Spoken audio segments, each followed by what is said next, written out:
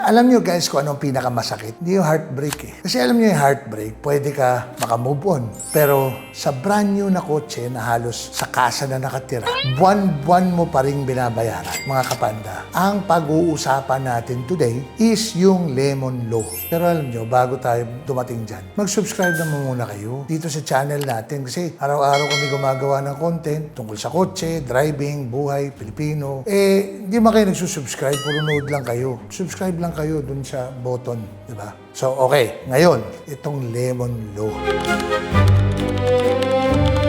Hindi po ito batas laban sa kalamansi kasi minsan maasim talaga. Pero kung yung kapitbahay mo maasim ang itsura, hindi para sa kanya to. Ang Republic Act No. 10642 or Lemon Law ay ginawa para protektahan ang mga bumibili ng brand new vehicles na may factory defect. Guys, ulitin ko brand new vehicles na may factory defect. Kunyari, bumili ka ng bagong rep. Pag uwi mo, hindi lumalamig. Binalik mo. Tapos sabi ng technician, "Sir, okay na." Pag uwi mo, nilagay mo sa freezer, tunaw pa rin yung ice cream mo. Binalik mo ulit. Tapos gano'n na naman. Sa pang-apat na beses, hindi na applyan sa may diferensya. Relationship nyo ng service advisor ang lumalalim.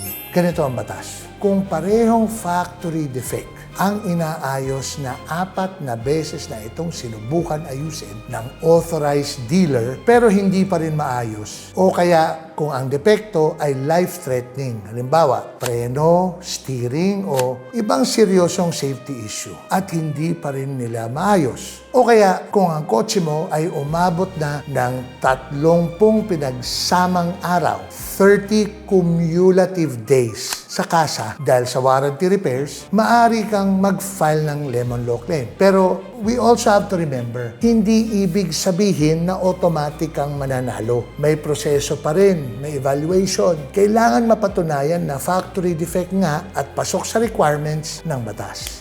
Kapag napatunayan, maaaring iutos ang replacement ng sasakyan o refund depende sa magiging desisyon. O ito ang pinakamahalagang payo ni Panda. Huwag itapon ang job order, repair order, warranty records at resibo. Guys, yan ang bala mo. Dahil sa Lemon Law, hindi sapat yung trust me bro, kailangan may resibo. Ako si King Panda at tandaan nyo, ang pinakamagandang brand new car ay ang parking spot niya ay nasa garahe mo, hindi permanenteng naka-reserve sa kasa.